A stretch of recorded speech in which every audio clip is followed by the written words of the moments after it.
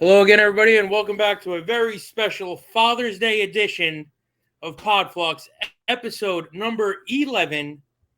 That right there is the Cuban Crippler, Ricky Reyes. I am K-Fresh, Kevin Fulton. Ricky, happy Father's Day, man. How you doing? I'm doing great, thanks. Happy Father's Day, and happy Father's Day to everybody out there. Look at us, nice guys. Yeah, something like that. Super nice guys. our wives would beg to differ. But anyway, right. We're recording right now on Father's Day, which made last night the debut edition and return of CM Punk to AEW on AEW Collision.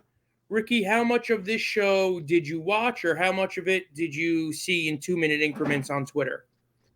Yeah, so I did the watch through Twitter thingy. So obviously I wanted to see what kind of house they drew. Apparently it was sold out at it was 14 something set up for capacity. I believe that when he did his original comeback, wasn't it at, like completely full at 20?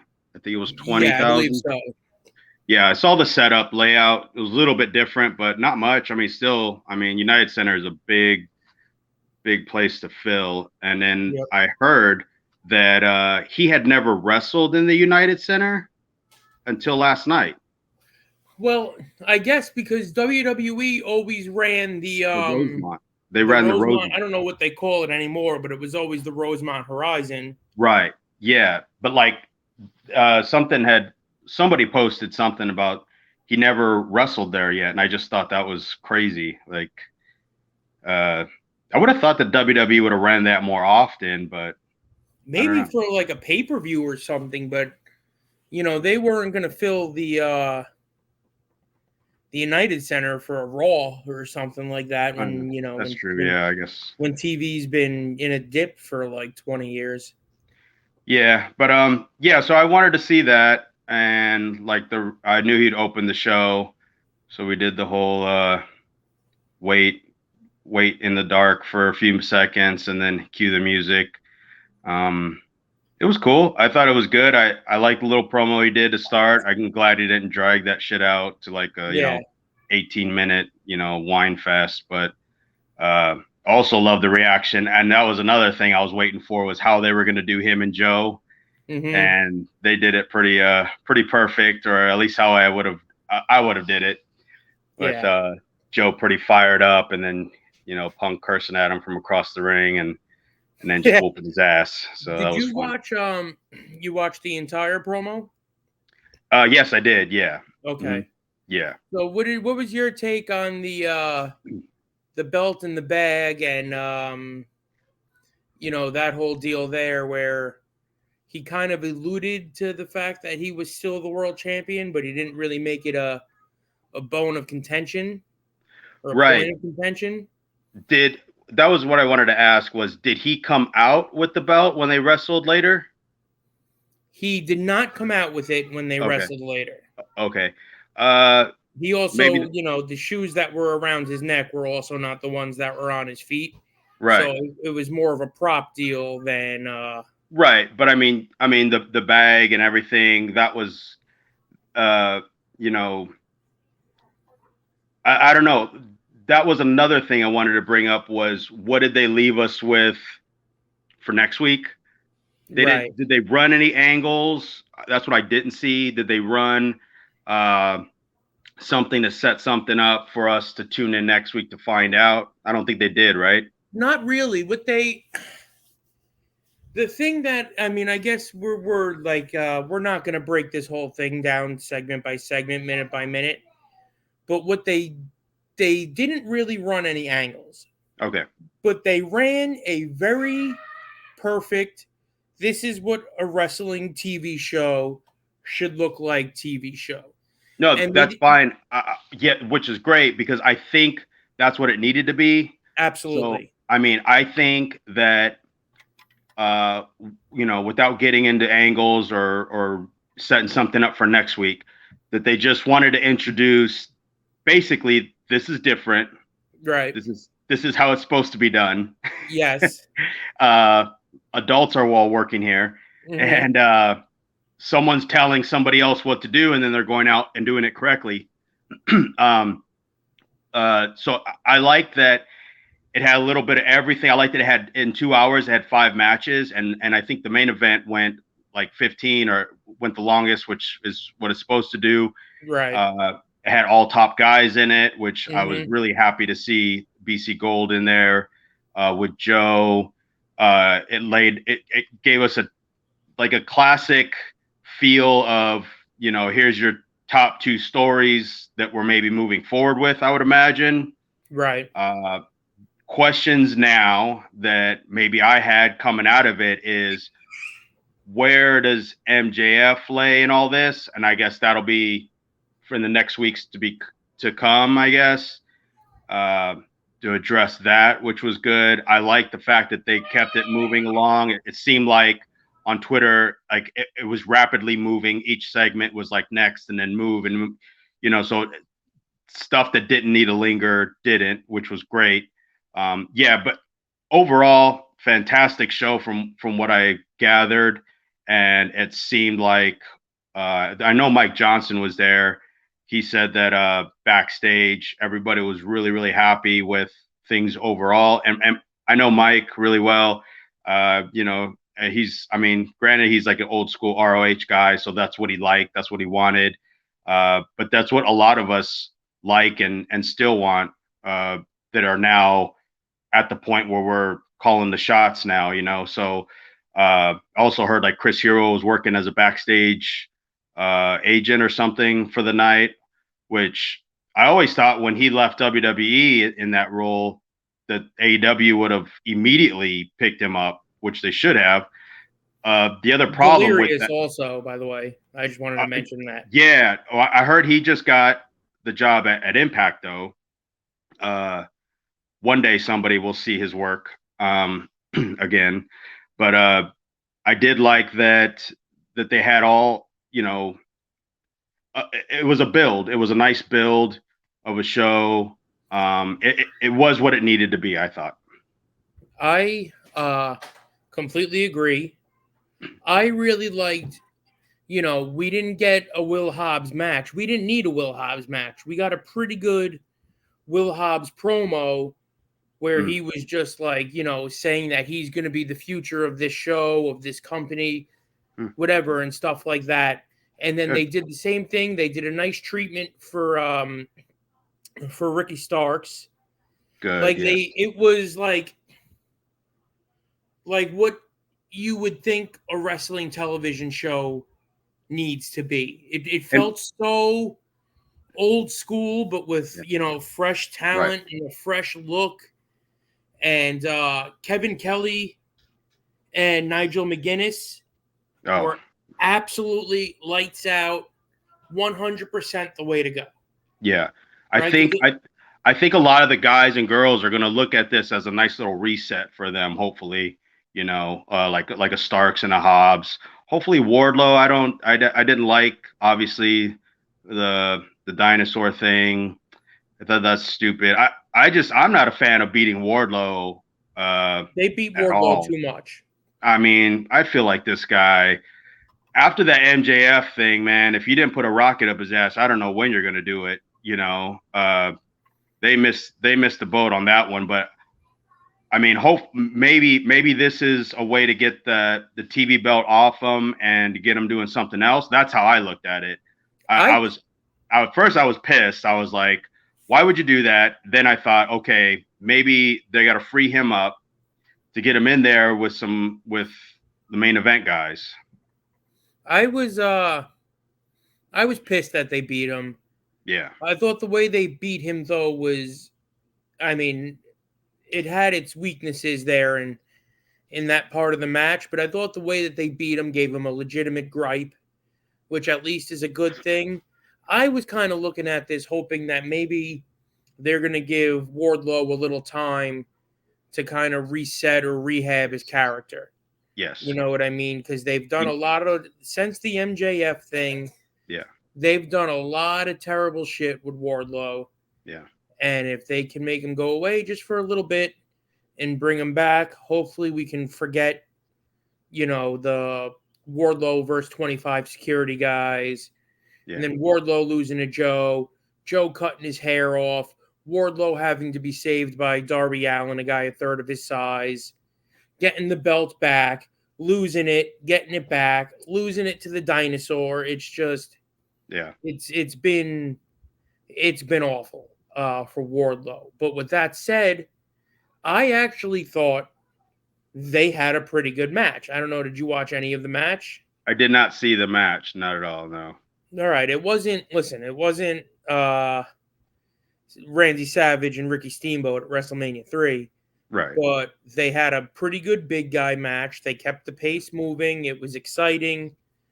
The finish got a little fucky, but I thought that I think it was probably the best, if not Luchasaurus match I've seen. And then when you've got two guys out there that are at the, level that they're at with the amount of reps that they've gotten on TV, it can kind of turn into one of those blind leading the blind clusters. But it actually, whoever put that match together, which I'm going to assume was Christian, and, whoever was keeping it moving inside of the ring, I thought they did a pretty great job. Yeah, they gotta do something with Wardlow, because these guys' deals, I would imagine, are coming close to an end. I would imagine, right? Because hasn't Wardlow been there the whole time? Right now. Yeah. So you have to figure, like him. I know MJF. Like these guys. I don't know, man. You gotta Starks. I mean, you got to do something with Miro. I was glad to see Andrade and Murphy back. They had a fantastic match. I saw some clips. I figured, it looked sick from what I saw. So I'm gonna watch that. But yeah, the guys like that just haven't had that chance yet for whatever reason. I think a lot of us can speculate, but but I'm glad this builds a competition within the company, whether it's real or not. It's good for everybody involved, I think. So again, getting back to what I was saying a while back about like the house show stuff, though, will it be different branded house shows, or are they just house shows are gonna be just house shows? What I was talking about last night is I went over to my buddy's house and we watched this show together. My buddy James, he's a friend of the show. He's in all the comments section on YouTube, and he's a good dude. But we were watching it, and he made a pretty good point to me. He was like, "Listen, I'm sure that there are people who, either A, don't want to be involved in any of the nonsense. Yeah.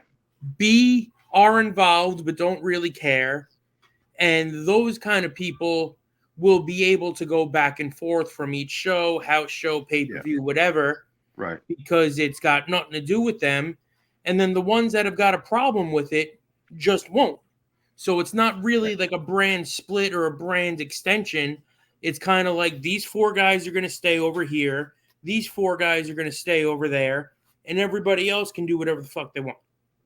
Yeah, I understand that, but the problem is the style of wrestling on each show is as of right now, it's proven to be a little bit different. Yes.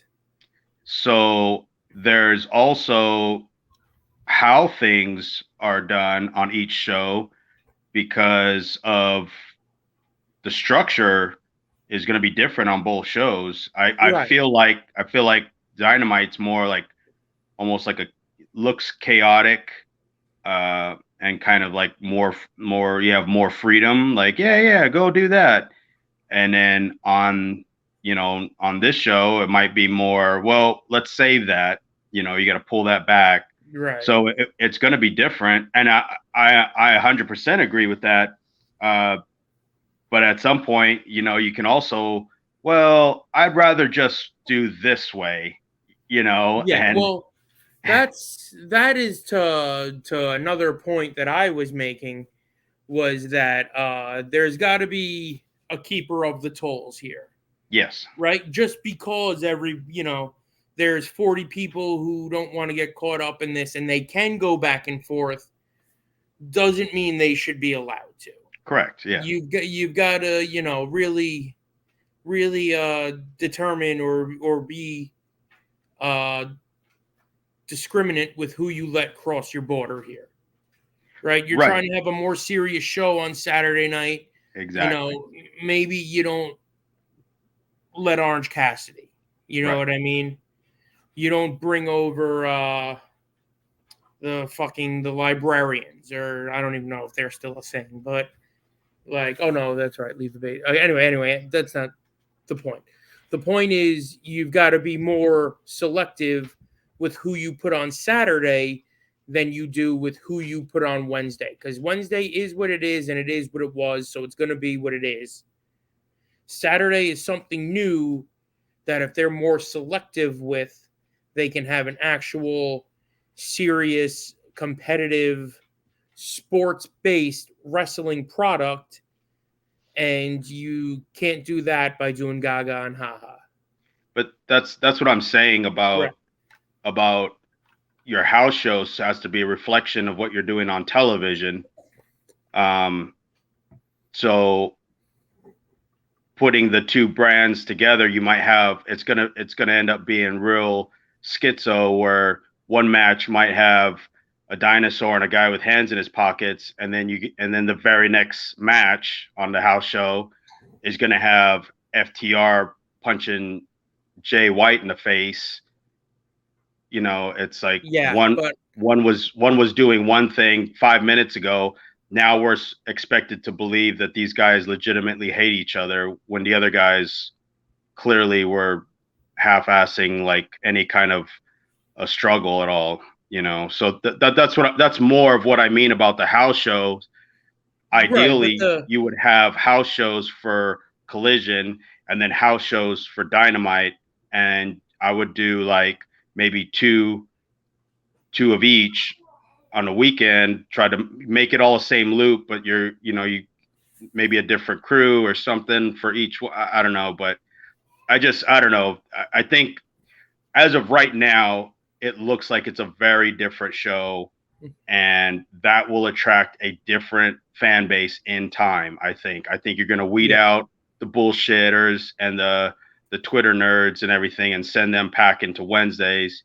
And then people that are just going to say, hey, I can get lost in this shit. It's kind of like a fight, and I like it. It's not insulting me in any way, which is going to make things weird and unique and different. But I mean, that's what this company's been from the start. So, right. I mean, the as far as the house shows go, right now I don't think it's an issue because this is probably how the house shows have been right now to begin with, where right. it's you got AEW, FTR having a serious match in the main event, Correct. and the dinosaur and the pockets guy, on the same card also.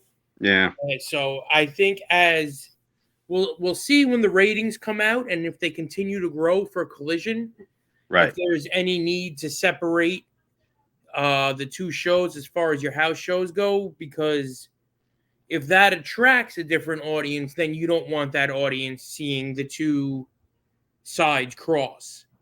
If it's basically the same audience that they're doing on Wednesday night, I don't think you have an issue with the house shows because it's not televised. But what Right. I also saw was that I believe they did the Ring of Honor tapings following Collision last night, Oh, okay. which was at, I don't know what time it was in Chicago, but it was 10 o'clock on the East Coast.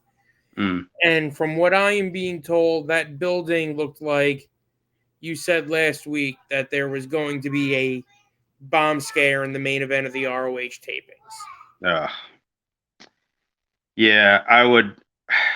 I don't know. I just feel like you got to do those types of things by itself for that fan base so they can have their moment in the sun too. Like having a long taping like that in a huge building, like that United Center is no joke. So like trying to cover up or get everybody to group up in one side has got to be a headache. Yeah. More of a headache than it would be to just say, "Hey, let's shoot a month's worth of TV in one spot, chop it up, and then every 3 weeks, 2 weeks, hit it again." So Right. yeah, it's stupid. I mean, do it if you can, but I don't know. That doesn't sound like it was a good idea. No, like what I don't understand is like they what they're doing is got to be counterproductive to their live TV event.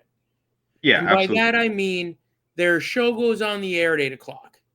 You're getting all these people, the call time and the tickets is for 6 o'clock.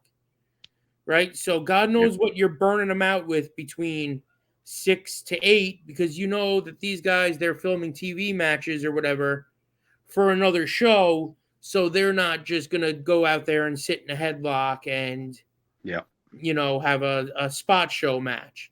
yeah. And then you've got your actual TV product from 8 to 10, which has got to be balls to the walls. What do you expect from the people that have now been in the building for 4 hours, and you're about to cram another 2 hours of TV shit for another show down their throat, and they've just seen CM Punk and FTR burn the building down Yeah. with BC Gold and Samoa Joe? Like, what do you think? Like, what are they thinking? What they're thinking is they rented the United Center and they're going to try to get as much out of it as they possibly can, which is fine. Uh, I understand that, but again, Ring of Honor was never based on running United Center style events. You know what I mean? Like, I feel like they're, I don't know, shooting a promo or shooting an angle there or something is one thing during the show or backstage stuff while you got everybody there, but to run the TV it just should be somewhere different. Like, I mean, AEW's got to look. I would recommend them start looking more bigger picture too. Like, uh, I'm assuming they don't use Cody Rhodes' Nightmare School anymore. Uh, and a lot of the guys and girls maybe need to tighten up on a lot of training. Like, why don't they have like a performance center type of thing where maybe they can shoot like how NXT does, shoot their small TV shows there? Would probably be beneficial and for right now and in the long run, to be honest with you. Then Yeah. start staffing that up with people that are just good at pro wrestling, like a Chris Hero, and guys like that, like Sean Spears and so forth, and have them busy doing work there and running it maybe like how Cornette ran OVW, like a small house show loops, like within driving distance, just to get the brand out, just to continue to keep that stuff alive. And then you throw in a, special guest, Here Comes Pockets for the weekend, or something like that, keep those My guys little dog busy. pockets. Yeah. But they got to keep those guys busy. They got to get more reps in, and they got to get that brand awareness out there more to the general public.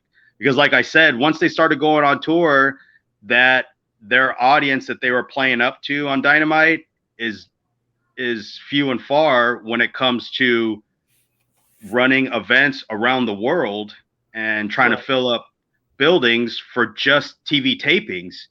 And they're showing that in Canada now. You're not running just Toronto, or just Calgary. You're running the small towns in between and trying to fill up 10,000 seat arenas to the general public. Yeah. And most people don't know / don't care about AEW Right. because they've never even tried to hook them. It's just, oh, these are the guys that like it. Let's do what they like and keep them happy. Now it's, smacking you in the face. To your point, with all the money that Tony Khan has wasted over the last 4 years, how much money do you think it would have cost him to buy a little warehouse, set it up for a TV production, and you know, That, did his ROH tapings, or his even when they were doing dark and elevation tapings there, and using it as a training facility. Also, it doesn't. it's not that, yeah, and it sets up for a long game for them. It gives guys, you know, he pays them well from what I've gathered, some of them too well.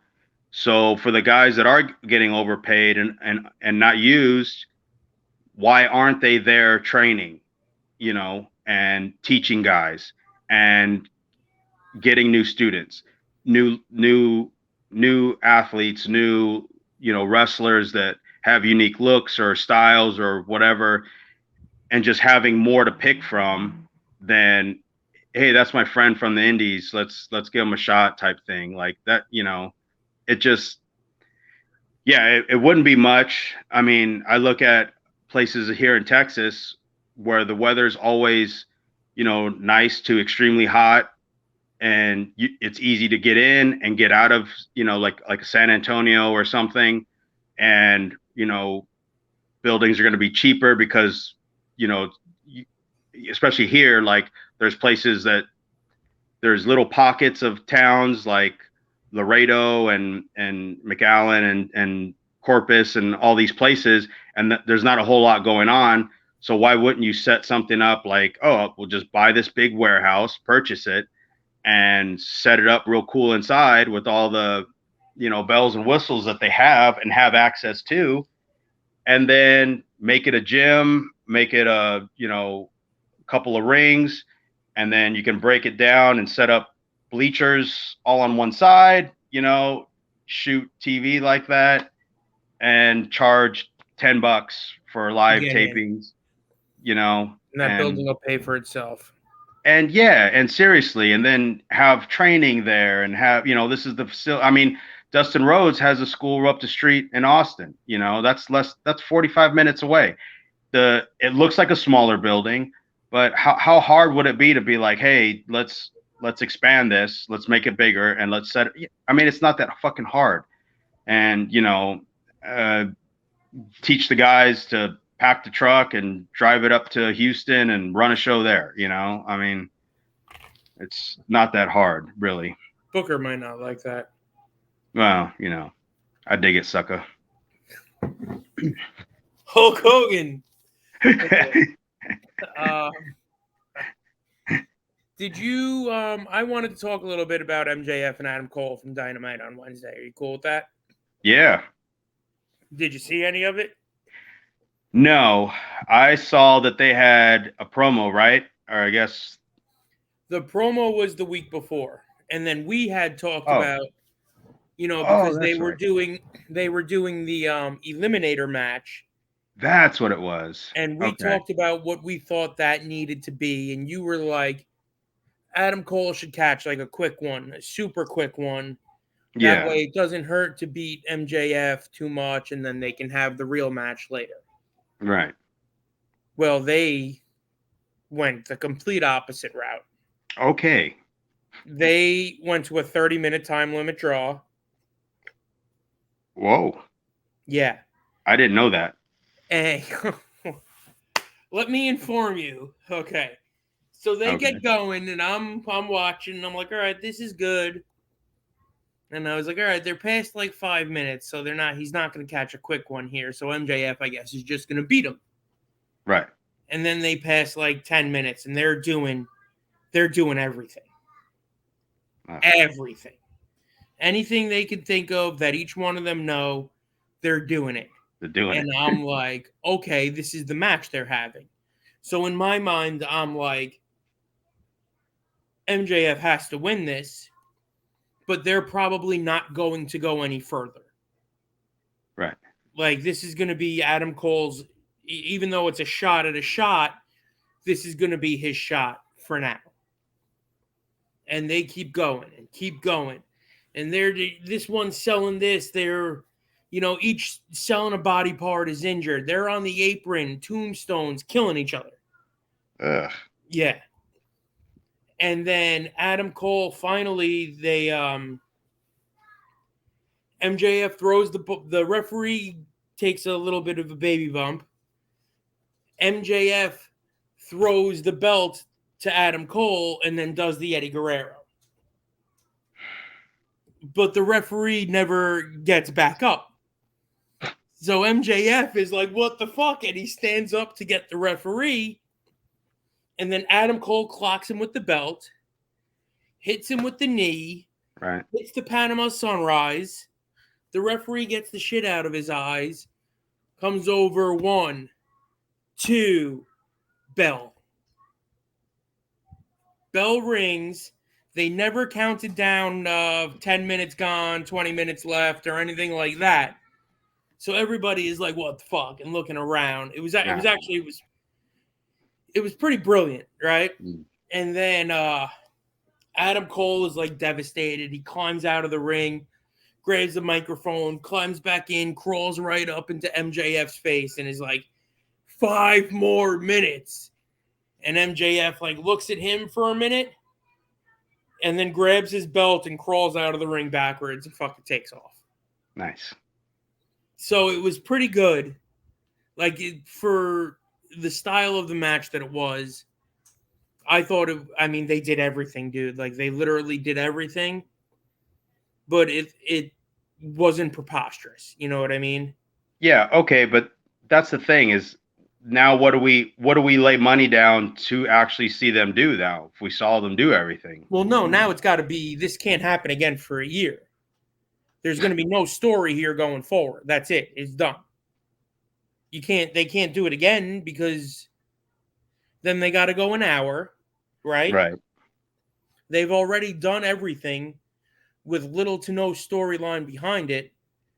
So this was just Adam Cole doesn't get his shot and he's going to have to wait his turn. Okay.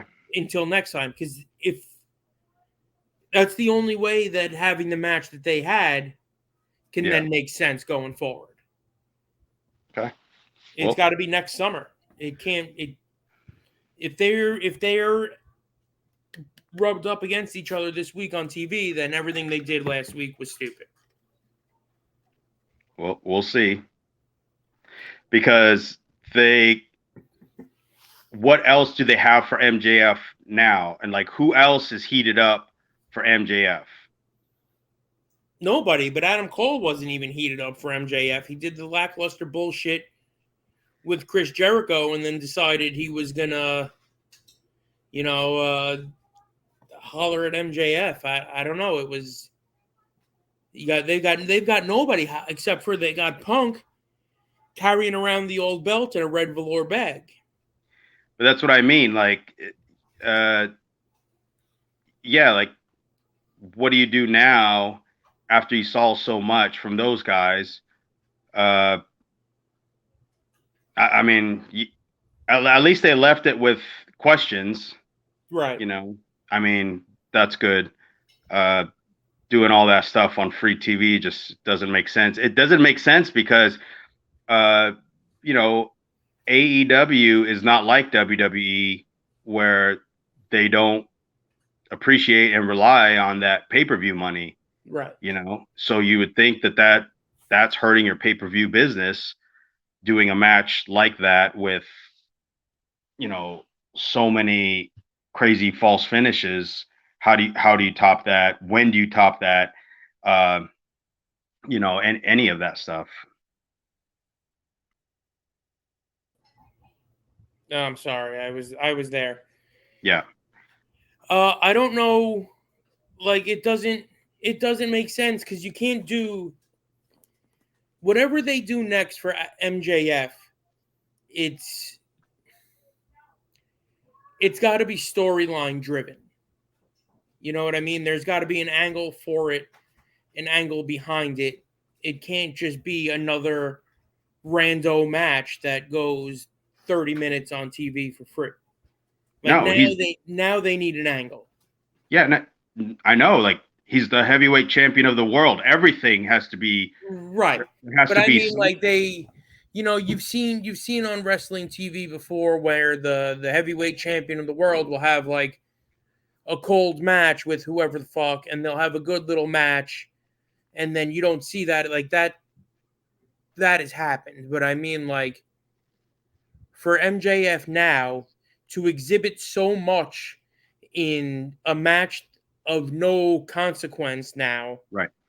like the next thing he does, if it isn't the most meaningful thing that AEW has ever done, then it doesn't matter. Right. It's a waste. This has got to be of, life or death epic proportions in his next storyline. Because Okay. you've now seen But him have a match with somebody who took him to the limit for 30 minutes. And when the person asked him for 5 more minutes, he tucked tail and took off. right. That was heated up for a week, right? Yeah. Right. By Exactly. a 12-minute promo. Right. Right. But that's what I'm saying. Like, who else besides Punk? Because again, like, we have to figure out the Punk and Joe. Obviously, there's something there still, even after all these years. Why anybody wants to see those two idiots? But It's only been the 19. yeah, the idea is that that'll be something. I'm sure. I mean, I don't know. I don't like MJF on Dynamite just because it doesn't help him. He's going to get more out of structure from what it looks like from the other show. Mm-hmm. And I'm sure that'll be a slow build. And then they have him with Tanahashi next week, right? Is Forbidden Door. Did you hear any of the MJF promo? No. He was like, he called New Japan some random Japanese indie. And then he was like, he was basically like, yeah, no, I'm good. Hard pass. Thanks, bud. Oh, he's like, I don't even know who that guy is. Well, I'm sure it'll be a good show. I think they only have like 4 matches announced, right? They've got announced the the Danielson, the Omega. That's 3. They announced something else. I think there was a Shibata match announced. Sonata against Jungle Boy, which is complete trash. What for everyone involved. This is a AEW favor, and the biggest issue I have with it is, like, even if it went over well, which it has the possibility to be a good match, AEW is not going to do anything with Jungle Boy with it. It's not going to advance him at all.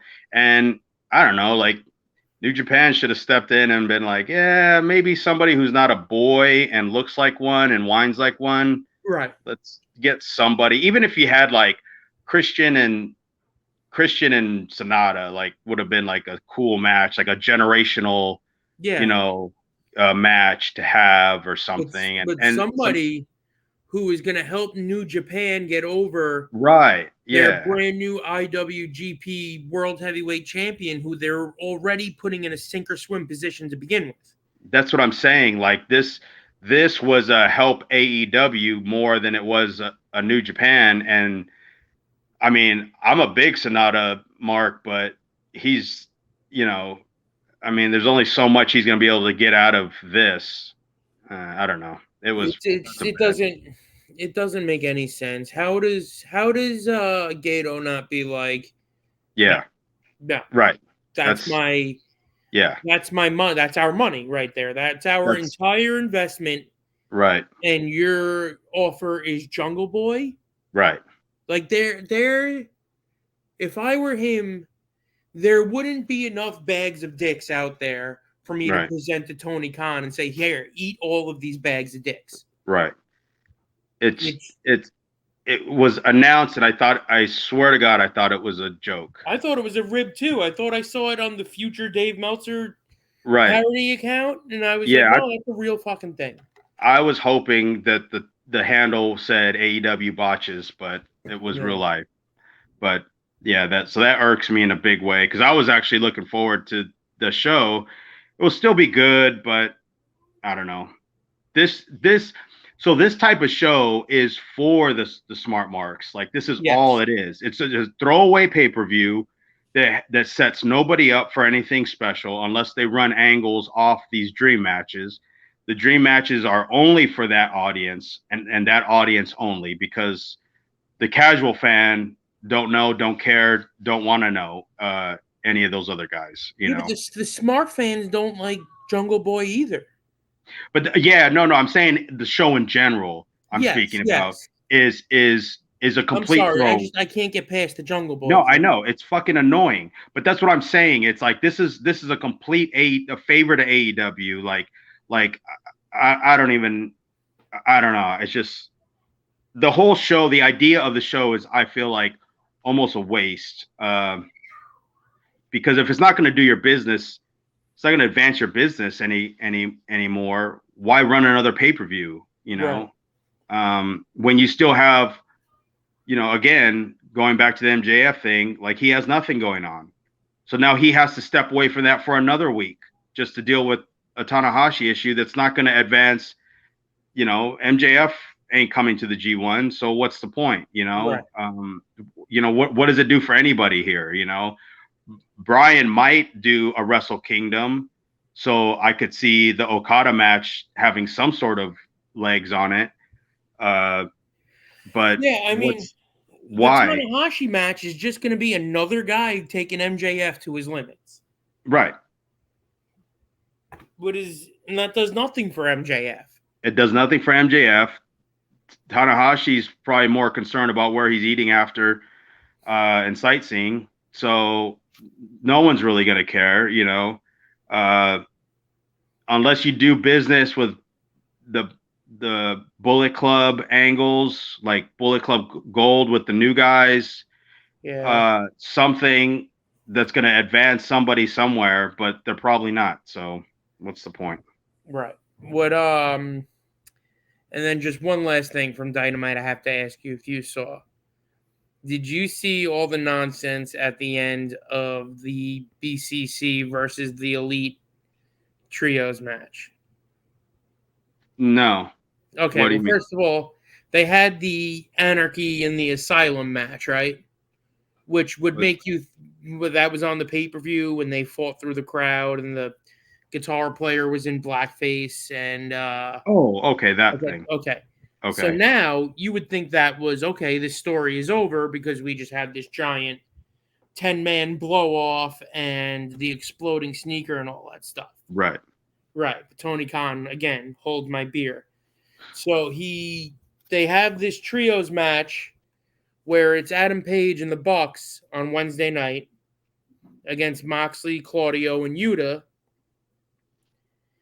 And the end of it turns, they beat Yuta. Right. So didn't Yuta just beat Omega on the pay-per-view though? Right. So the Bucks got their win back. Got it. Right. Thanks for building the future. Yes. So they get their win back, and then there's just all of this complete chaos after the match, right? And so it was like there was a run-in, and Ospreay does a run-in in a pair of sweatpants and a dirty white T-shirt, looked like a homeless guy. All this nonsense. But there's a spot in this run-in where you see Claudio is in the ring fighting, and on the floor, you see Moxley just casually walk over out of nowhere next to Matt Jackson, and he's looking directly at the hard cam while he's calling the spots to Matt Jackson for the next part of this deal. Okay? And then he just disappears. And then there's a part in this thing where Matt Jackson goes to super kick Claudio, right? Okay.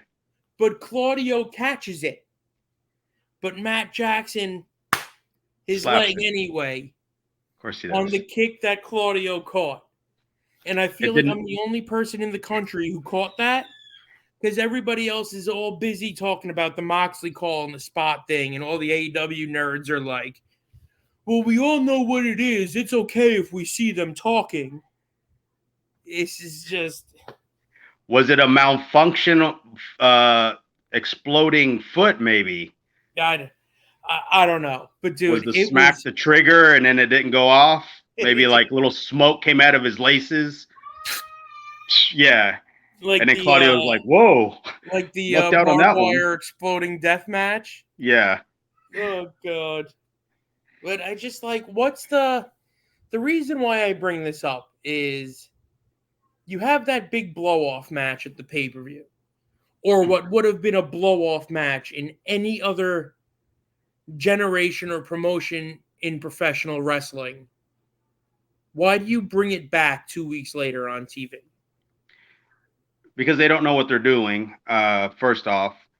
And then this goes right back to what I said about splitting brands, splitting pay-per-views, house shows, all this stuff. It's completely, it's night and day, the difference between each show, right? Because let's face it, from what we saw Saturdays is that's going to be the style show that's going to be. Hopefully. And with the people involved and in charge on Saturday, that's exactly what it's going to be. And because no one's going to voice their opinion on Punk if they're, if they want to do more or do a stupid angle, it's not going to get done. It's not, and why would you do that stuff is the $1 million question, and all that stuff is done every week on this TV show. And they wonder why it's slowly, just like it's either plateaued or it slowly dies off and it comes back up with a little bit of interest of something. This is like AEW 101, like what it's been so far. It doesn't make any sense. Why would you do that? What was the point? You couldn't take the win that Yuta scored this pinfall on Omega and then use it for Yuta to get up, or why couldn't you feature him in a singles match or maybe score another big win in a tag with, maybe he catches Paige, or one of the Bucks or I don't know, anything. Like it's stupid. It's all stupid. And it's the blind leading the blind. This is what I'm saying about separating them. And at some point you're going to have someone's going to voice their opinion and be like, yeah, I don't like it over there. It's not good. Like it's, one's hurting the other. Yeah. And another question. Okay. So like now we're at Forbidden Door. Now all roads lead to Wembley. Like, are you going to have Elite and Punk there in Wembley? Like, has that been addressed yet? Is Collision invited to Wembley? You know what I mean? I think they've yet to like outwardly, publicly on television, even say that All Out is the week after All In, which is starting to make me be like, are we stupid and the only people that are talking about this? That's exactly, like, there's so many more questions that you got a stadium show. They're your biggest live pay-per-view event you're going to ever run. And we're not even talking about it yet. Like, there's just too much happening here. There's too much. Like, when we were talking about Wembley a couple weeks ago, I completely forgot about Forbidden Door until like the next week and realized, like, holy shit, that's a huge building in Toronto you're running. And to that point, when we were talking about the ticket sales for the Collision tapings and why they were all such shit, it hadn't occurred to me that they threw these dates out there in these markets where they already sold tickets for Forbidden Door, for Dynamite. So they've already got these people in these markets that are all pretty close together in certain points that they've already sold tickets to for other shows that they were like, by the way, we're doing this too. You want to buy a ticket to it? It's only $800. Right. You want to bring your family of four to Collision? Oh, that's going to cost you $600. I know you bought tickets for the pay-per-view the week before, Yeah. And for the TV taping 5 days later, right? But this is here too. Right. So it's not that, well, nobody wants to come see this show or this show is not going to draw because CM Punk's not a draw. It's, we threw 5 more pounds of shit in this 4-pound bag. And then people want to turn around and go, well, how come the tickets don't sell? Because you got to take a loan out to take the kids out for the next couple of weeks. Like, it's ridiculous. Because they're going to be in your market for a month. Yeah. All within 50 miles of each other, and they already sold you tickets. It's just too much. It's just way too much. It's the law of diminishing returns. I don't know. I don't like the Forbidden Door thing. It doesn't. I mean, I don't know. It's a waste. It's a waste. It keeps everybody away from what they're supposed to be doing, which should be getting to Wembley and then the next week after, because that's such a hectic schedule right there as far as like I mean, think about these guys. Think about the people that are trying to line matches up and make the matches make sense on, 1, 2, 3 different television shows that you're having. I mean, and they have like 1,000 wrestlers back there. It's I don't know. And what it seems like they're doing is they're going to be taping. So they're going to do, from what I understand, Collision is going to be live on one Saturday and then taped on a Thursday the following week and then be live on a Saturday the next week, right? And so they're basically they're running every other week. They're running 2 live shows, which means they're taping Rampage, Ring of Honor, and Collision every other week, right? Okay. I can't wait until they have that moment, like where Tony Schiavone ran the wrong tape of WCW Saturday Night. Yes. Like when they ran them out of order. Yeah. Yeah, it's going to be incredible when like next week's Rampage airs after this week's, you know what I mean? Yeah, it's going to be, there's going to be a continuity error somewhere because this is juggling, bro. This is a lot of way too much balls in the air here. Way too much. And supposedly is that part of the deal with like Ace Steel and a couple other like wrestlers are booking Collision? Did you see that? I don't know. I didn't really understand. It was like something I saw was that there was like a handful of people that are booking Collision, but Tony Khan's got executive power of, yay or nay. I understand that, but he also is just a big wrestling fan too. So, golly gee, Punk, you're right. That does make more sense. We'll always win over. So the Brady Bunch movie. Wow, Dad, I never thought of it that way. Yeah. So it's gonna be ran mostly by Punk and his close trust group. So I don't know. I mean, first Collision was good. I expect more of the same good. Yeah. But they can't live they're not going to be able to survive long off just average good. It'll get interesting when Collision starts to push on the gas a little and things start to develop there. That's when you're going to see a split. And it's not just going to be the fans, but it's going to be with the wrestlers too, and how bad that is going to affect their overall business. Like, let's say pay-per-views and what kind of he said she said bullshit on house show loops is all that's going to turn into. Yep. So I say another 3 or 4 weeks of TV like they gave us last night. Yeah.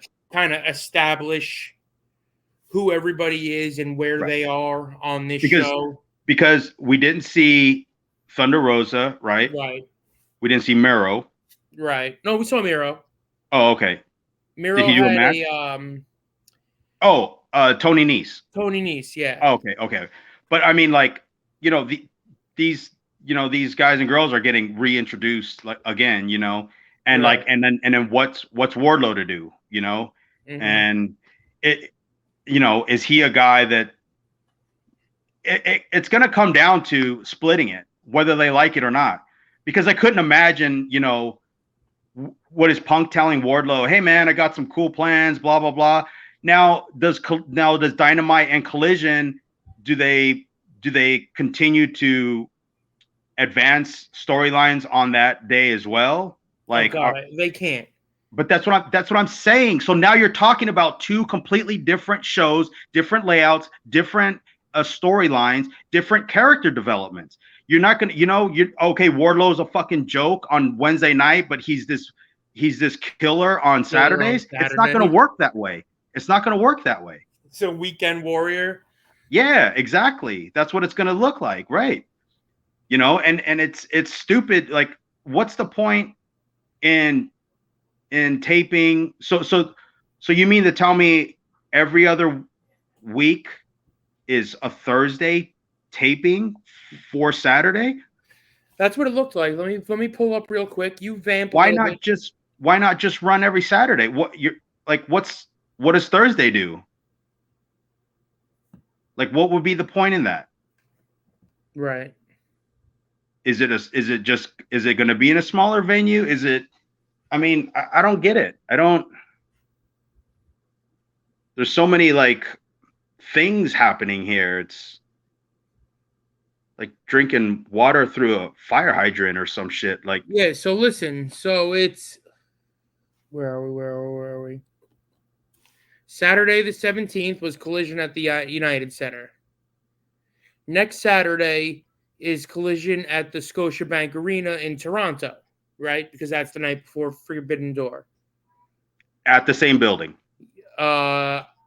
Is Forbidden Door in the Scotiabank? No, that's what I'm asking. I have no idea. Okay. Yes.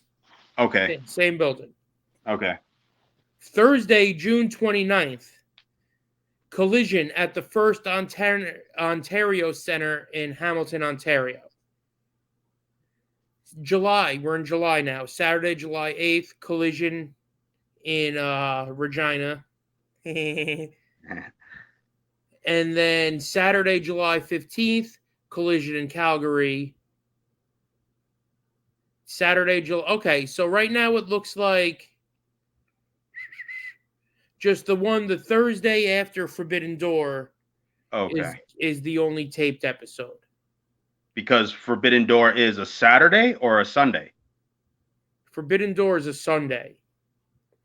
Okay, so next Saturday, again, is Money in the Bank. And then Sunday is Forbidden Door. Okay, so WWE's doing Saturday pay-per-views, and these guys are sticking to Sundays? Well, that's what it looks like. WWE is emanating live from the O2 Arena. Yeah, but what I'm saying is, has AEW's pay-per-views been Sundays? They've both been bouncing back and forth. Oh, okay. All right. So what's Wembley, Saturday or Sunday? Wembley, I'm going to pretend I know how to spell that. Wembley Stadium, that looks close. Okay, AEW. Sunday, August 27th. Okay, and then Sunday for the next week, right? Is there All Out, I guess, I would imagine? So a week away? Yeah, it's got to be. All Out 2023. It still doesn't have a concrete date on that. All right. The only thing that comes up is AEW executive confirms All Out will take place week after All In. No place, no venue, no... Nothing. No? Okay. Nothing. So maybe hire a better marketing team. Well, you know what? They're probably trying to hide it from everybody. Is this a is this a Jarrett issue? Yeah. Who do we talk to about this? Did you see that they had Aubrey Edwards, Mark Briscoe, and Papa Briscoe? I saw parts of, yes. What in the fuck? Yeah. Well, if I was Miro in the back, I'd say, oh, you could use Aubrey, but you can't use me. Right. Or Andrade or dude, Andrade looked massive. Yeah. Last night. Yeah. And then he was like, watch this. I'm going to make you tap out to my wife's finish. Ooh. Is that what he did? Yeah, he beat him with a fucking figure eight. Figure eight? Shut up. Really? Yup. Really? Where on my life, bro? In front of God and everybody. I'm going to throw you in my wife's finish and you're going to tap. Yo, that's a ballsy move, man. Yo. And the ring announcer accidentally announced Buddy Matthews as Buddy Murphy. Buddy Murphy.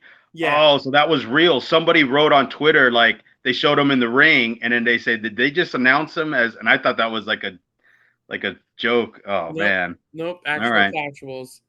All right. Well, we're going to fuck up. Let's fuck up big time. Yeah. Jesus Christ. Buddy Matthews would have never lost to a figure eight. Buddy Murphy, on the other hand, that WWE job guy, he'll tap to anybody. Yeah, he taps out left and right. Jesus, I did not know that. Speaking of WWE, bro, the Bloodline. Did you see this shit the other night? I saw the kick, yeah. Bro. Yo, first of all, what a beautiful no-look super kick. Right. Catches him right up under the jaw. Like, bro, no lie. I watched it like 3 or 4 times because I was like, how did he get his hips like lined up so fast? How did they do that? Yeah, like his footwork is that of like Mike Tyson. Like, he switched so fast and blasted him, like lifted him. And then like I'm thinking, like, I just saw the clip itself for a while, right? And then I was like, well, why would Solo just stand there and do nothing? And then I saw like the full length, and I was like, that was really good. Like, that crowd wants it, man. So they're gonna do that. They're gonna do that at Money in the Bank. Yeah. Yeah, I thought it was originally they said it was SummerSlam. Yeah. So, what the fuck are they gonna do for SummerSlam for Roman Reigns? Jay. Dude, you think Jay beats him at SummerSlam? I don't know. I think that's Detroit, right? In a stadium. Mm-hmm. SummerSlam? Yeah. I don't know, man. That's big. Seems super unlikely, but super unlikely. Or is it? Because who knows? I mean, this again, this is the Roman story we're watching. It's like, think bigger picture, you know. I think Cornette and then kind of looked up like how long he would be holding the belt until like next WrestleMania, until they get back to a Cody thing or somebody else, but I don't know. Does Rikishi have any more kids? I'm not sure. I don't. I'm always confused on who's kids and cousins and next door neighbors, and I'm just wondering, like, if there's any like new blood that they can, outside of, you know, I've been talking about Jacob Fatu here.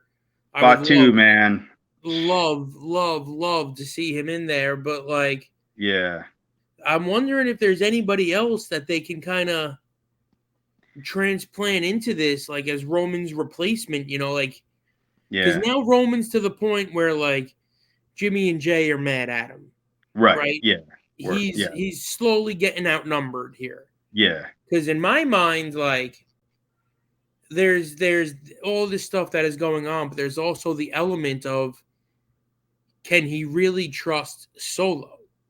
You know what I'm saying? I was just gonna say, I feel like this is a run everybody through a program until it comes down to him and Solo, and then Solo's the guy. Yeah. I feel like that might be. If Solo ends up being the guy, you better buy me a fucking trophy or something, because I was like, Episode 2, I was like, hey, here's what's going to happen. And that was like 9 weeks ago.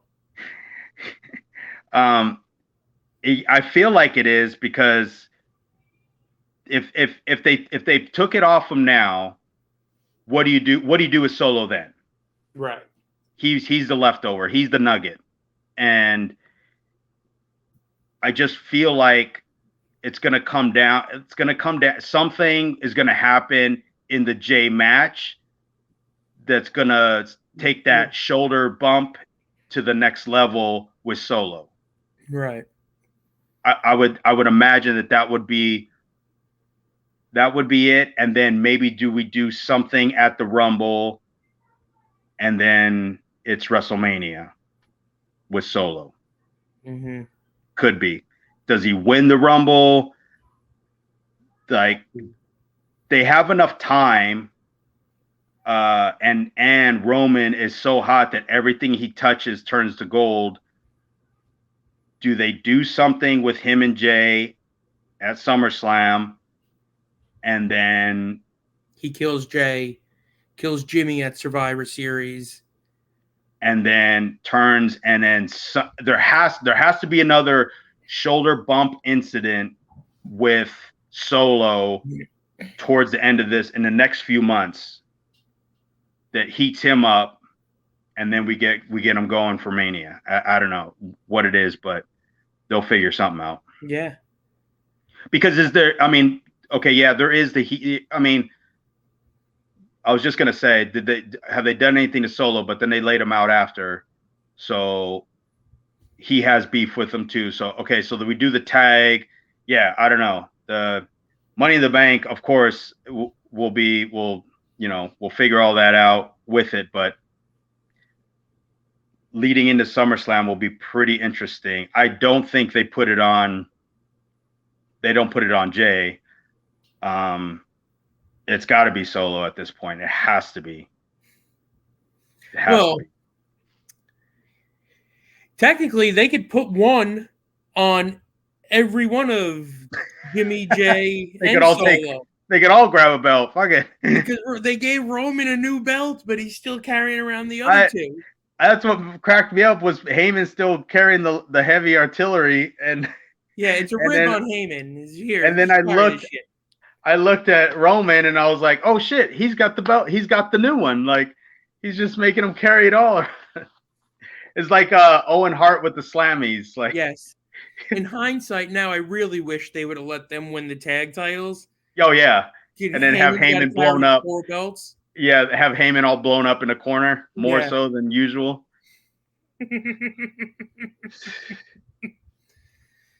Oh God, what a rib! And I guess I was half right on the Rhea Ripley belt thing over there. They just called it the world title. They gave her a new belt. Yeah, I saw they're gonna have her and Natty do a real match now. Did you see that on Monday? Why? They feel bad for Natty for jobbing out in 30 seconds and wearing a long sleeved outfit. I don't know. Sorry we made you fly for 27 hours across the world to lose in 31 seconds. So they'll give her. We're gonna let you get your teeth kicked in 5 minutes now. In 5 minutes, yeah. We'll let you do some stuff, maybe a twisty clothesline, and then finish you in 4. But yeah. So that's that. Did we have did the G1 officially start yet? No, I don't think so. No. Any news or notes out of New Japan this week? Not that I've seen. Nothing crazy. They're just, they're doing a lot of stuff with All Japan stuff too now. So, and then they have that new kid from the Noah promotion coming in for the G1. So all kinds of stuff will unfold through the G1. So let me ask you a question. Because they're doing, obviously, the Forbidden Door with AEW. Right. Okay, but they're also doing a multiverse. What is it? Multiverse United or something? Oh, with Impact. Yeah. So like, I don't know. It's like doing the same thing but less than. You know what I mean? Yeah. So, but why? I guess I'm wondering. Well, I 7 know days. Yeah, just why? Impact was running TV there, and then that's that Sunday, and then the junior tournament is the night before. Same Right. building, 2300, and I mean it's good for Impact because this is where like New Japan is going to have more stroke, obviously. Yeah, because I'm looking at this card now, Mm-hmm. and it's far, far better than what they've announced for Forbidden Door. Yeah, I mean they're going to have better. Impact is not getting the exposure it should, but they have all their guys are quality guys. I mean, so it's going to be a really good show. Yeah, it's. I mean, with New Japan, they're trying to get their footprint in the United States as much as they can. So this is part of that. It'll be a cool environment, I'm sure. Do you wanna hear what some of the matches are? Yeah, I don't know what they have. I've never even seen what they had announced. I'll give you what the ones that seem like they're gonna matter. They got Tanahashi and Mike Bailey. I don't like Mike Bailey. No. No. They got Kento and Suzuki. Okay. Leo Rush and Kushida. Oh, that'll be good. Which will be good. Yeah. There's a women's match I'm not going to bother with. Moose versus Jeff Cobb. Ooh, that'll be nice. Yeah. And then they got Bullet Club. It's Chris Bay and Ace Austin versus Aussie Open. Now, Aussie Open, this Kyle Fletcher just signed allegedly an AEW contract. Well, they both did, but the one of them is hurt. Is hurt. Yeah. Okay. They signed as a team, yeah. Against the Mighty Don't Kneel and then the Machine Guns. Oh, wow, really? Yeah. Did you see that Shelley won the world title and Saban won the X belt again? Yep. Good for them. Good for those. Yeah, good for those guys. And then Frankie's there, right? Is Frankie in something? I don't see him. Yes. Frankie is in an X Division 6-way scramble match. Ugh. Trey Miguel. Okay. Where did I go here? Trey Miguel, Frankie Kazarian, Rich Swann, Kevin Knight. Do you know who that is? He's he's Kushida's partner. He's like the really tall black kid. He's got that crazy drop kick. Clark Connors. Okay, he's the new Bullet Club guy. And Rocky. Because he's booking it. Yeah. So he had to get his shit in somewhere. And so 9 guys will be out there to base him for all his hurricanranas. And then they've got Fred Rosser, Alex Coughlin, Sammy Callahan, and PCO versus Eddie Edwards, Joe Hendry, Tom Lawler, and Junior Kratos. Pretty good show. Yeah. Oh, one more match. I'm gonna completely butcher this name, so I apologize in advance. Yuya Umayura? Oh yeah. I know who that is. Was that even close? No, but excellent, great. I'm gonna kill this name too. Versus Gabriel Kidd. Yeah, okay. So Gabriel's the new part of that new. Did you see how Bullet Club rebuilt completely off the Dominion show? Not entirely. I saw that now that Finley is, I guess, the new leader. He's the new leader. Connors is in it. They have the War Dogs, which is Colin and Kid. Right. they're gonna be a tag team themselves. So they basically just rebooted the entire Bullet Club in one night at the Dominion show. And kid's I think he's European or something. He's a really good wrestler. Oh shit! Hold on a second. Mm-hmm. I just read you a card for a show that happened in March. Good show. I bet you that show was fantastic. I was gonna. This is. I. It You all know makes what? sense now. I was gonna say, why is the world champion and ex champion the Guns in a random tag team? Yeah, no, that makes total sense. Apparently, they've been doing Yeah, I know this they did thing it a with couple. Impact in New Japan like monthly. Well, yeah, they've been doing it for maybe almost 2 years now. Mm-hmm. Okay. Well, color me stupid. Yeah, I usually do. Yeah, well, They yeah. It'll be I'm gonna Advice look it from up. you, bud. I'm gonna look it up to see what what matches they do have, but that'll be good. Oh shit, that was really stupid.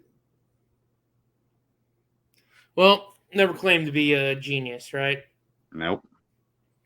If we were any smarter, we wouldn't be doing this. But you know what? Pretty much it. This is a fantastic place to shut this down. Try to edit out the last 5 minutes of this video. Of course you will. Oh Christ! All right, Rick. I think we. You know what? Fuck it. I'm gonna leave it in because why not? Yeah. It'll be a good pop at the end of all that reading. But anyway, this is way better than last week's episode. Are you kidding? Because I didn't hear a word you just said. I said, yeah, sorry about last week. Oh shit. All right, man. So here's what I'm thinking for next week. Right? Because doing 2 episodes for the double pay-per-view sucked. No, I don't want to do that. No, we're never doing that again. No. So I'm thinking we'll cover the men's Money in the Bank ladder match. Yes. We'll watch whatever for Forbidden. I can almost count on you watching Forbidden Door, right? Maybe. Yeah. Maybe. You know what? I'll send you my sign-in for BR Live, and you can watch it. All right. And we'll talk about those a little bit next week. Yeah, let's hit the Money in the Banks, and then obviously the tag and see what comes out of it. Yep. And then we'll just touch a little on Forbidden Door. I think because Forbidden Door is not going anywhere. Like right. meaning it's not moving us along anywhere. So and also it doesn't have legs. Yeah, I'm more interested in what that tag match is going to look like, the end of it, and what the tag matches, what the tag match with the bloodline and something that's going to advance something somewhere. Yeah, and I'm assuming Priest is going to win Money in the Bank. So I would hope so. I'm really pulling for that. And does he cash in that night? Because Finn is wrestling Seth that night. So I was thinking lose to Finn, Damian cash in on Finn. I was thinking Damian wins. First or second match will be a Money in the Bank, or both Money in the Banks. Finn is gonna win, maybe hits the finish, cue Damian, cashes in, and then Finn and Damian. I mean, I'm no Booker of the Year. No, but listen, we're gonna get off this call and we're gonna go call Vince. Yeah. This has to happen. Yeah. But that's what I'm really hoping, something like that along those lines. So Money in the Bank by far will be the meat of most of the discussion, I would imagine. Excellent. And then also we had a request that people want to hear more VPW stories. They want to hear more of the Ricky Reyes origin. All right. And we got stuff that we can get into over the next few weeks because apparently people are interested in the bullshit that we've done together. That we've done. Yeah. And there's a lot of bullshit. There's so much bullshit. There's so much bullshit. If you haven't seen Ricky Reyes dance like a bushwhacker, then we've got a conversation to have. Yes. Oh, all right. We'll do some of that. All right. Sounds good, bro. I will catch you next time. Everybody, thank you for joining us tonight, and we will catch you motherfluxers later. I'm going to run the thing as soon as I can find it. There it is. Run the thing.